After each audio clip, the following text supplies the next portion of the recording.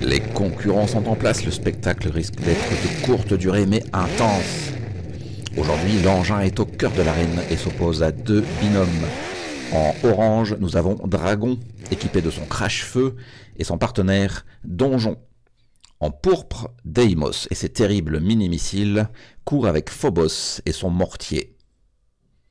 Seuls, ils n'ont aucune chance de vaincre l'engin. Ils doivent donc s'allier au moins temporairement, sans pour autant oublier qu'il ne peut rester qu'une seule équipe à la fin. Ils prennent position autour de l'engin, monstruosité de combat. Sa pelle cloutée est plus dangereuse encore que ses imposantes chenilles. Son lance-flamme dispose d'une large réserve de carburant, alors gare aux téméraires qui s'approcheraient. Rester à distance alors. Le double calibre lourd et le minigun s'occuperont des timides. Quant à ceux qui se cacheraient, ils n'échapperaient pas aux tirs de mortier. Les premiers coups de volant à peine donnés, le carnage commence. Ça tire et ça vire, ça esquive et ça casse. Sur le terrain, afin de donner une petite chance aux deux binômes, sont disposées des capsules de renfort, apportant des réparations d'urgence ou des munitions supplémentaires. Mais l'engin veille. Déjà, les concurrents se tirent dessus et oublient un peu trop rapidement qu'ils ne peuvent probablement pas vaincre l'engin sans l'un de leurs ennemis. Ça fume et ça vrille.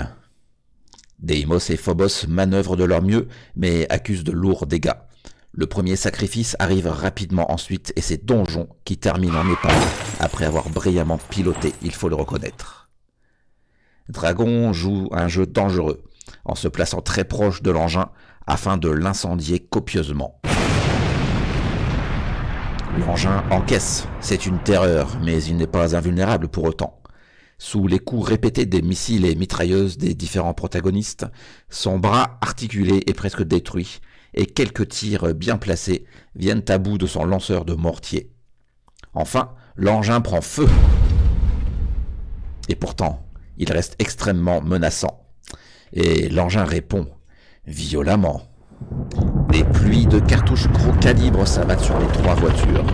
Malgré des évitements et des changements rapides de direction, les carrosseries souffrent et les pilotes fatiguent. Deimos n'est pas assez agile pour éviter le coup fatal. Après un virage, les dommages sont trop importants et il termine dans le décor pour rejoindre Donjon en épave. L'engin écrase tout sur son passage, ignorant la plupart des obstacles autrement bloquants pour les autres véhicules. Seul et sans munitions restantes, Deimos n'a plus qu'une option, la folie. Attention. En face à face, son bélier sera une piètre protection, mais il ne reste que cette voie, la collision frontale. Dragon, un peu à distance, observe hébété la scène désespérée. Deimos fonce droit sur l'engin, mais dérape au dernier moment. Éclair de lucidité, lâcheté, accident. Quoi qu'il en soit, Deimos se retrouve à quelques centimètres des chenilles de l'engin. Évidemment, c'est la fin. L'engin avance, et malgré le grondement des tôles et le hurlement des moteurs, la foule entend un rire sardonique tonitruant s'échapper des plaques blindées de l'engin. Les chenilles pulvérisent ce qui reste de Deimos. Ne reste que Dragon qui sait ce qui l'attend. Absolument incapable de mettre un terme aux actions de l'engin, Dragon active son moteur pour une dernière danse.